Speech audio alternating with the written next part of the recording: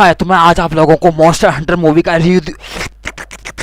Review देने वाला हूँ। तकरीबन तुझे सारे ने मूवी देखी होगी, तो मैंने सिर्फ शुगर मुगल ही लगाना और साथ साथ रिव्यू भी देना है, अंदर तक घुसेड़ देना है, इतना अंदर तक घुसेड़ देना है कि मूवी की टट्टी निकाल देनी है। अब आप लोगों ने हवा में उड़ने वाला जहाज देखा होगा, पानी में तैरने वाला जहाज देखा होगा, ठोको वाला भी जहाज देखा होगा, लेकिन क्या कभी आपने ऐसा जहाज देखा है जो रेत में भी चलता है? और माँ की आंख, जब मैंने ये सीन पहली बार देखा तो मुझे ये लगा कि ये समंदर है। Even how it is possible कि एक लकड़ी वाला जहाज है और वो रेत पर तैर कैसे रहा है? क्या ये जहाज ऊँटों की मदद से चलाया जा रहा है या इस जहाज के नीचे बड़े बड़े टायर लगे हुए हैं? देखो जरा ये जहाज रेत के समंदर में कैसे छड़पियां मार रहा है। इतनी छड़पियां तो असली जहाज असली समंदर में भी नहीं मारता जितना ये रेत में मार रहा है।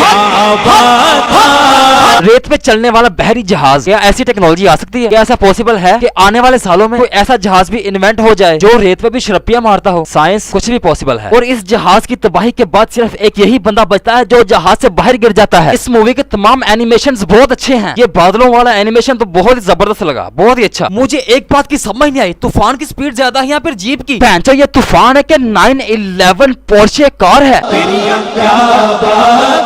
और बाद में इस बात का पता चलता है कि ये तूफान नहीं, ये स्यापा है जो कि टेलीपोर्टेशन का काम करता है। अरे वाह, क्या बात है बोनस की, और क्या बात है बोनस स्टाइल की। इतनी हैवी किस्म की लाइटनिंग हो रही थी, फॉर्चुनेटली इस लाइटनिंग की जद में कोई आया ही नहीं। या टीन के डब्बे से लाइट रिफ्लेक्ट नहीं हो सकती, तो इस पूरे क्रू को वहीं मर जाना चाहिए था, बट नहीं, टेलीपोर्ट कर दिया इनको, टेलीपोर्ट रेगिस्तान के दरिया वाली लोकेशन पे। और इसी पॉइंट से मूवी की मेन स्टोरी जन्म ले लेती है। इस बंदी को मेन रोल जचा नहीं यार, इससे एक्टिंग नहीं हुई, इससे ये रोल नहीं हो पाया, और इसका कैरेक्टर इतना स्ट्रॉन्ग नहीं दिखाया गया जिस तरह रेजिडेंट इवल में था, वो वाली बात नहीं थी। कैसे भी करके ये अपनी थकी थकाई हुई जीप को दोबारा से स्टार्ट कर लेते हैं और गैंग शुरू। और इनका गुजर एक कंकाल से होता है जो कि शायद किसी डायनासोर का हो, तो ये उसको देख के बहुत हैरान होते हैं। और फिर इनको वहां पहले से ही मौजूद एक ब्रावो टीम की जो कि इस क्लाउड के जरिए टेलीपोर्ट होकर यहाँ पहुंचता है, लाशें मिलती हैं, और जिस ट्रक को ये ढूंढने के लिए निकले होते हैं मिशन पे, वो ट्रक भी वहीं पड़ा होता है उजड़े हुए। लो जी, एक बात बहुत ज्यादा हैरानकुन है कि इस डायमेंशन में कोई आर्मी पर्सनल सर्वाइव नहीं कर पाता, जबकि चिंग चोंग सर्वाइव कर जाता है। जबकि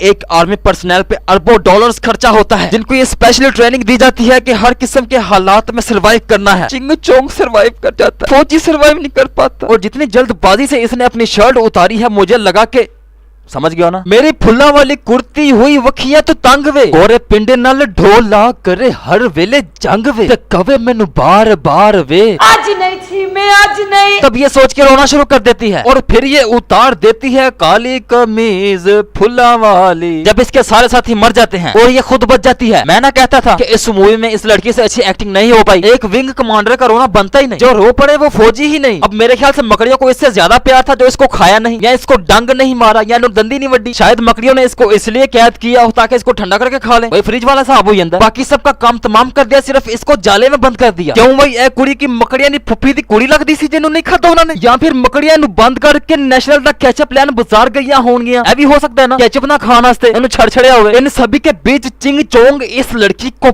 बहुत एग्जामिन करता रहता है, उत्तों दी इन्हू देखता रहता है कि कर दी पई है, सर्वाइव किवें कर लिया ने। तो ये हाफ मैन हाफ वूमन चलते चलते उस चिंग चोंग की बेडरूम में चली जाती है। चलो जैसा भी है, बेडरूम तो है ना। और वहां से चिंग चोंग इस हाफ वूमन हाफ मैन को अपने काबू में करके बांध देता है। उसके बाद दोनों की एक लड़ाई भी होती है और फिर सुलह भी हो जाती है, और इस बात पे एग्री करते हैं कि दोनों मिलजुल के उस क्लाउड थंडरिंग के पास जाएंगे। समझ गए ना। और ज्यादा फुदकने और हंसने की जरूरत नहीं है, सिर्फ दोस्ती होती है। अब स्टोरी के साथ साथ पता चलेगा कि ये दोस्ती मोहब्बत में बदलती है कि नहीं। लॉजी चिंग चोंग उसको ट्रेनिंग देता है हर किस्म के कराटे की, और कटाना चलाने की, और काटने की भी ट्रेनिंग देता है साथ साथ, क्योंकि इस हाफ मैन हाफ वूमन को सिर्फ गन फायर चलाना आता है, इसको हाथ की सफाई नहीं आती। और हाथ की सफाई के लिए चिंग चोंग सबसे बेटर जाने जाते हैं। तो ऐसे ही दिन रात गुजरते गए और ट्रेनिंग भी इनकी साथ साथ होती गई। लेकिन घबराने की कोई बात नहीं, अभी तक सिर्फ हैंडशेक तक बात है, न चुम्मी, न जप्पी, न किसिंग, न हगिंग। अभी थोड़ा सस्पेंस और बाकी है, अभी प्यार की मंजिलें थोड़ी सी और बाकी हैं। तो फिर वो हाफ मैन हाफ वूमन उस लाइटनिंग की तरफ देख के चिंग चोंग को कहती है कि मुझे वहां जाने की जरूरत है, उस बिजली की तरफ। मुझे लगता है कि बिजली मुझे यहाँ लेके आई है मेरी दुनिया से, मेरी डायमेंशन से। तो वहां तक जाने के लिए सबसे बड़ी जो रुकावट है वो है डियाब्लो, एक रेगिस्तानी मॉन्स्टर जो कि रेत के अंडरग्राउंड में बहुत एक्टिव रहता है। किसी के पाँव रखने की आवाज आने की देर है तो डियाब्लो उस रुके हुए पाद की तरह बहुत जल्दी से बाहर निकल आता है। सही कहा ना? तो इसका हल चिंग चोंग के ज़हन में उसी वक्त आ जाता है। चिंग चोंग उस लड़की से कहता है कि हम डियाब्लो को मकड़ी के जहर से स्लो डाउन कर देंगे। हम भाग भाग के, हम दौड़ दौड़ के वहां तक पहुंच जाएंगे उस लाइटनिंग की तरफ। तो हाफ मैन हाफ वुमन भी इसके साथ अग्री कर लेता है। तो प्लान के मुताबिक वो मकड़ी की एक केव में जाते हैं और वहां से एक मकड़ी को अपने पीछे लगाते हैं और मकड़ी का चारा बनाया होता है उस लड़की को या लड़के को। तो चिंग चोंग ट्रैप बिछाता है और लड़का या लड़की उसका बेट बनती है। तो वो मॉन्स्टर मकड़ी उस लड़के या लड़की के पीछे भागती है और आगे चिंग चोंग ने रस्सी लगा के उसका रास्ता डक्का होता है। और जब वो रस्सी के साथ टकराती है तो चिंग चोंग ऊपर से आके उसके ऊपर कटाने से वार करता है और उसके मुंह के 2 टोटे कर देता है और उसमें से शहद निकालता है। और वो शहद नहीं होता, वो जहर होता है। और उस जहर के जरिए से वो डियाब्लो की आंखों में उसको तीर लगा के उसको बेहोश करने की कोशिश करेंगे। पता नहीं क्या करेंगे, मुझे समझ नहीं आ रहा। इतनी प्रैक्टिस करने के बाद दोनों एक दिन ये डिसाइड कर लेते हैं कि भाई उस पार जरूर जाना है, चाहे लोड़े क्यों ना लग जाए। तो डियाब्लो को फंसाने के लिए प्लान पूरी तरह तैयार होता है। जैसा कि मैंने आपको पहले भी कहा था, डियाब्लो के सेंसेस बहुत हैवी हैं, इसलिए चिंग चोंग एक बड़े से ड्रम को एक बहुत बड़ी गुलेल के जरिए से फेंकता है दरियाई रेगिस्तान में। तो प्लान के मुताबिक डियाब्लो एक्टिव हो जाता है और वो रेत के ड्रम की तरफ बहुत तेजी के साथ बढ़ना शुरू कर देता है। और जैसा कि मैं पहले भी कह चुका हूँ कि इस मूवी में एनिमेशन बहुत अच्छी है। अब ये देखिए सैंड एनिमेशन कितनी कमाल की है। मूवी चाहे जितनी भी बोंगी हो लेकिन उसके पॉजिटिव्स मेक्स बिग डिफरेंस। कमाल है यार, कमाल, जबरदस्त। 10 आउट ऑफ 10। इस मूवी का एक बहुत ही खास कमाल है और वो ये है कि इसमें निशाना बहुत अच्छा है, चाहे फिर वो तीर हो या फिर गन शॉट। इसका निशाना देखो कितना सुपर डुपर है, सीधा आंख की गुत्ती में जाके लगा है, इतनी बारीकी वाला निशाना लगा है। और ये नहीं, साथ साथ उसका भी निशाना देखिए। सो इस मूवी में एमिंग सबकी बहुत अच्छी दिखाई है, वो चाहे कोई भी हो। चिंग चोंग का तो चलो मानने में आता है कि उसने तीर चलाया है, तीर वाला निशाना ठीक भी हो सकता है, प्रैक्टिस मेक्स बेटर। लेकिन जो वेपन इस गर्ल ने यूज किया है उसमें परफेक्शन बहुत मुश्किल होती है। तो मेरे ख्याल से कुछ और नहीं, सिर्फ बोंगी मारी है। बहुत मुश्किल होता है मूविंग ऑब्जेक्ट पे निशाना लगाना, और वो भी जिस वक्त आपके पास गन ना हो। लेकिन इस मूवी ने तो मेरा माइंड ब्लो कर दिया है। इस फाइट में चिंग चोंग बहुत बुरी तरह से जख्मी हो जाता है और करीब करीब मरने वाला होता है। तो फिर ये लड़की चिंग चोंग की अच्छी तरह से देखभाल करती है, क्योंकि चिंग चोंग को होश नहीं होता तो ये इसको अपने साथ पीछे बांध के साथ साथ कैरेज करती है। और अगर मैं आपसे ये कहूँ, अगर यही सीन बॉलीवुड की किसी मूवी में हुआ होता तो क्या होना था? आपका पहला इंप्रेशन इन दोनों के बीच में क्या होना था?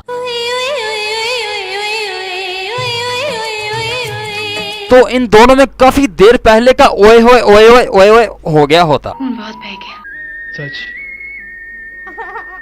तो फिर क्या इरादा है? जंगल में मंगल कर लें? मुझे पता है तुम मुझसे प्यार करने लगी हो। आ जाओ जंगल में मंगल कर लें। आ जाओ, इधर कोई नहीं देख रहा। मैं तुमसे और तुम मुझसे प्यार करती हो, शर्माना क्या? और ये पागल आशिक की तरह चिंग चोंग के घर पहुंच गई होती। बहुत प्यार करती हूँ मैं। और फिर चिंग चोंग के घर वालों के तासुरात कुछ इस तरह के होने थे। और फिर चिंग चोंग भी इसके प्यार में बुरी तरह से पागल हो जाता। वैसे हॉलीवुड में कोई अंजलि नाम की लड़की नहीं है, बल्कि अंजलिना जॉली है। जॉली।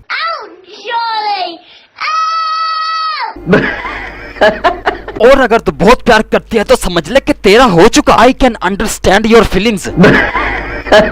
अगर ये बॉलीवुड की मूवी होती तो यकीनन होश में आने के बाद सबसे पहले जो इसने काम करना था वो था अपनी डार्लिंग के साथ गाना गाना। आई लव यू माई जान, तू ही मेरी जिंद मेरी जान, तेरे बिना मैं वीरान। और ये खुशकिस्मती है कि ये कोई बॉलीवुड की मूवी नहीं बल्कि ये हॉलीवुड की एक मूवी है। और इस मूवी में ऐसा कोई सीन नहीं है काम पूरा होने के बाद तू अपने राह ते मैं अपने राह। और यही वजह है कि हमारे नौजवान काम धंधा छोड़कर इसी बुंड स्यापे में लगे हुए हैं। खैर ये सब एल स्यापे तो जिंदगी के साथ साथ चलते ही रहेंगे भाई। जब किसी चीज को हद से ज्यादा पसंद करने की सजा और किसी चीज को नापसंद करने की वजह भी तो कोई होती है। याबलो को मारने के बाद ये दोनों बहन भाई आगे बढ़ते हैं। अब बहन भाई इनको कह सकते हैं क्योंकि इन दोनों के बीच में कुछ है तो नहीं। और फिर एंट्री होती है एक नई कैरेक्टर की, इसके होने या ना होने से मूवी में कोई फर्क नहीं पड़ता, लेकिन फिर भी वो कैरेक्टर मूवी में है। और फिर यही बदसूरत सा बंदा उस लड़की के सामने एक पेशकश रखता है कि तुम हमारी मदद करो उस ड्रैगन को हराने में, हम तुम्हें वापस अपनी दुनिया में जाने के लिए मदद करेंगे। ये क्या बात हुई भाई? क्या उस भद्दे से इंसान को चिंग चोंग में कुछ नजर नहीं आया कि चिंग चोंग में इतना दमखम नहीं था? और वो भद्दा सा इंसान इस लड़की के बारे में जानता ही क्या है कि उसने इस लड़की से हेल्प मांग ली, बल्कि ड्रैगन को हराने के लिए मदद मांगनी चाहिए थी उसे चिंग चोंग से। चिंग चोंग ही की वजह से तो वो लड़की अभी तक जिंदा है। नहीं ये मजाक हो रहा है, एक सेकंड यार, मजाक हो रहा है। अब एक और सीन है जो कि मेरी समझ से तो ऊपर है। ये लड़की को 10 से 15 सेकंड ड्रैगन का चीर फाड़ कर रही होती है, तो ड्रैगन इसको हाथ लगाने की जहमत भी नहीं करता, और जबकि ये लड़का सिर्फ अभी पास आने की कोशिश करता है, इन्हों एक ही घुमा के पहन दी है और सीधा दीवार दे बजे, और जबकि ये लड़की स्टिल अभी भी उसके सामने खड़ी होकर उसका कट वट कर रही है, उसको ड्रैगन कुछ भी नहीं कह रहा। और एक दूसरी लड़की भी आगे बढ़ने की कोशिश करती है, उन्होंने घुमा के पहन दी है, अजय भी ड्रैगन के सामने खलो के ड्रैगन ने गाटे लाई जा रही है। ओ भाई मेरा एक मशवरा है सब लोगों को, जो भी एक्टर बनना चाहता है, एक्टर बनना, एक्स्ट्रा ना बनना। अब ड्रैगन को क्या पता है कि कौन सा करेक्टर मेन है और कौन सा करेक्टर मेन नहीं है, किसको छोड़ना है, किसको नहीं छोड़ना, किसको पीटना है, किसको काटना है, किसको चबाना है। और इन दोनों को लड़ते हुए देखने से ऐसा नहीं लगता कि ये दोनों लड़ रहे हैं, बल्कि ऐसा लग रहा है कि लूडो खेल रहे हैं। नहीं, ये मजाक नहीं तो और क्या है। इतने बड़े ड्रैगन का ये छोटी सी सिरिंज क्या बिगाड़ सकती है, बजाय उस लड़की को मुंह के अंदर लेने के। ड्रैगन साहब ओथी सुन हो गए ने, ये ड्रैगन है या फिर कोई मजाक। As I said before, actor बनना, एक्स्ट्रा ना बनना। ड्रैगन ने इस बारे में सोचा ही नहीं इसको खाना है कि नहीं खाना। अब आप इस बात का खुद ही फैसला कर लें कि लड़की की 2 सिरिंजें ज्यादा ताकतवर थी या गनशिप हेलीकॉप्टर की फायरिंग। गनशिप हेलीकॉप्टर की गोलियों से दीवार में भी सुराख हो जाता है, इतनी पावरफुल गोली होती है, और इस ईंटों वाले ड्रैगन को उसका कोई असर ही नहीं हुआ, और जबकि लड़की की छोटी सी सिरिंज का इसको बहुत असर हुआ था। हुन मैं तानु पूछना मैं कि ए की बॉन्ड स्टाइल है। अब इन दोनों की पोजीशनिंग देखो, ऐसा लग रहा है जैसे रिंग में एक तरफ बिग शो है और दूसरी तरफ रे मिस्टीरियो खड़ा हुआ है, और बिग शो धारे मार मार कर रे मिस्टीरियो को डराने की कोशिश कर रहा हो जैसे। अबे साले तू ड्रैगन है, ड्रैगन, किसी टीवी सीरियल का एक्टर नहीं, और ना ही तो इंसान है कि खड़ा होकर उसको एग्जामिन करे। आग का गोला निकाल और इसको भस्म कर दे। बॉन्डे,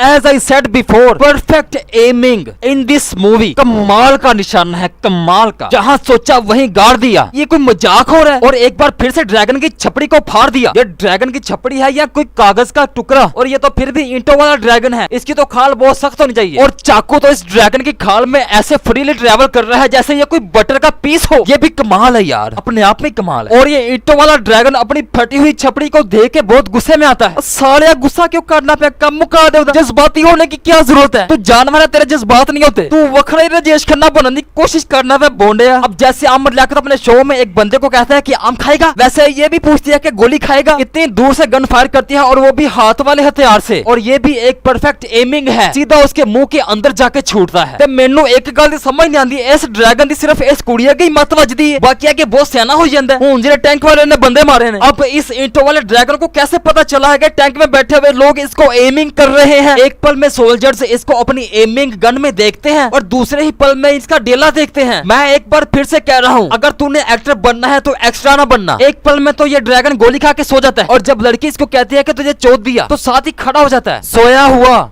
ड्रैगन हुन गाल तो नहीं ना किसी ने बर्दाश्त होती, भावें जानवर ही क्यों ना होवे। अगर ड्रैगन के साइज के हिसाब से देखा जाए ना तो ये फासला कुछ भी नहीं है। अब चाहिए कुछ भी ना करे, सिर्फ अंदर की तरफ सांस खींच ले तो फिर भी लड़की का काम तमाम हो जाएगा। लेकिन नहीं, ऐसा नहीं लगता कि ये ड्रैगन इस लड़की को मारना भी चाहता है, बल्कि लगता कुछ इस तरह रहा है कि जैसे ये इसके साथ इकली कलीकली खेलना चाहता हो। जांदी जांदी वाली एक और मेरा सवाल ताड़े ना, क्या उबलते हुए वोल्केनो में आग डालने से वो ठंडा पड़ जाएगा? अगर हाँ तो फिर इस ड्रैगन को मरना चाहिए, और अगर नहीं तो फिर इस ड्रैगन को नहीं मरना चाहिए। आग कैसे आग को मार सकती है? पानी में अगर आइस डाल दो तो वो कम नहीं होगा और ज्यादा बढ़ जाएगा। उम्मीद करता हूँ कि आपको ये वीडियो अच्छी लगी हो, और अगर नहीं समझ आई तो इस वीडियो को फिर दोबारा देखो। ओके, अल्लाह हाफिज।